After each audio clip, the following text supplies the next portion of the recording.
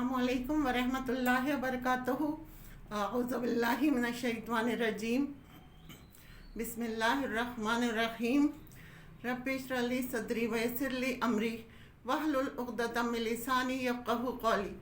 Rabbi ज़िदनी इल्मा व अमला।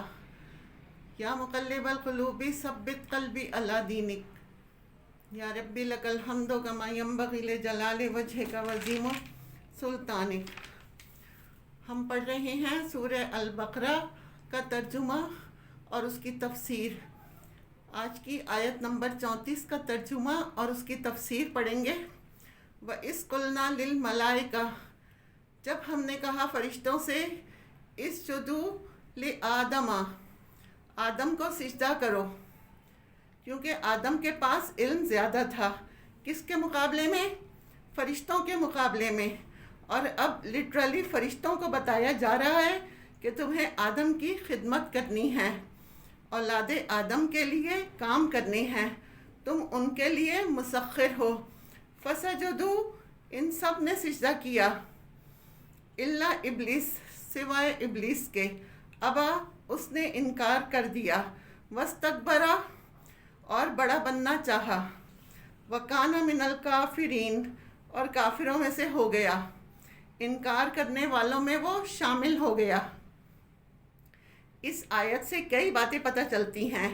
एक तो ये फरिश्ते अल्लाह ताला का हर हुक्म मानते हैं, ख्वाह वो हुक्म इंसान के आगे झुकना ही क्यों ना हो, वो अल्लाह की अताअत करते हैं। इस मुकाबले में इब्लीस, जो जिनों का बाप था, उसने इनकार कर दिया। इनकार की वजह उसकी क्या थी? तकब्बुर। सूरह अराफ आयत नंबर 12 से पता चलता है, उसने कहा अना खैरुम मिन्हु, मैं इससे बेहतर हूँ।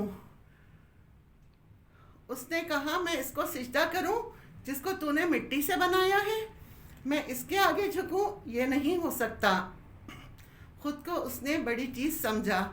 सवाल ये पैदा होता है कि इब्लीस फरिश्तों के बीच में कहाँ से आ गया। कहते हैं ये तमाम जिनों का बाप था और बहुत इबादत गुजार भी, और इबादत की कसरत की वजह से ये फरिश्तों के साथ रहता था, यानी फरिश्तों की कंपनी में था। असल सिजदा और इबादत क्या है? अपने आप को अल्लाह के मुकाबले में छोटा समझना, इंतहाई आजिज़ी का इजहार करना, बंदगी का इजहार करना।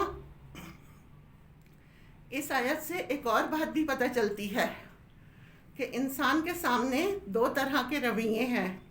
एक शैतानी रवैया, नंबर 2 फरिश्तों जैसा रवैया। अब चॉइस इंसान की है कि वो किस तरफ जाता है, इब्लीसी रवैया या शैतानी रवैया। क्या है? तकब्बुर का रवैया, इनकार का रवैया, अल्लाह का हुक्म ना मानना। और फरिश्तों का तरीक़ा क्या है? अल्लाह के हुक्म के आगे झुक जाना, ख्वाह अपने से कमतर के आगे झुकना ही क्यों ना हो। बाज़ मरतबा हमारे सामने ऐसा होता है, कोई उम्र में हमसे छोटा होता है, इल्म में हमसे कम होता है, मगर वो बात ठीक कर रहा होता है, उसकी बात में कोई लॉजिक होती है।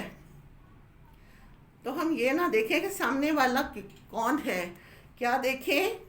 हम ये देखें कि वो क्या कह रहा है। बहुत से लोग किसी की बात क्यों नहीं मानते? क्या सोचकर कि इसको क्या समझ।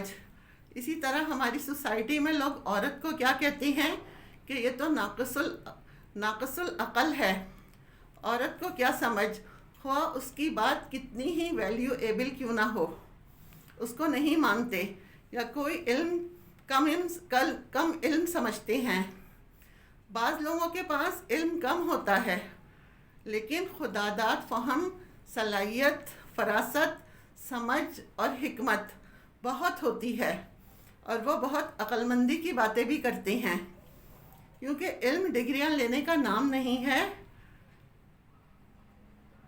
तो इंसान कभी ये देखकर, अगर सामने वाला बात दुरुस्त कर रहा है तो उसे कबूल कर ले, ख्वाह कहने वाला कोई भी इंसान हो, बाइस नहीं होना चाहिए। वाखिर दावाना अनिल हम्दुलिल्लाहि रब्बिल आलमीन।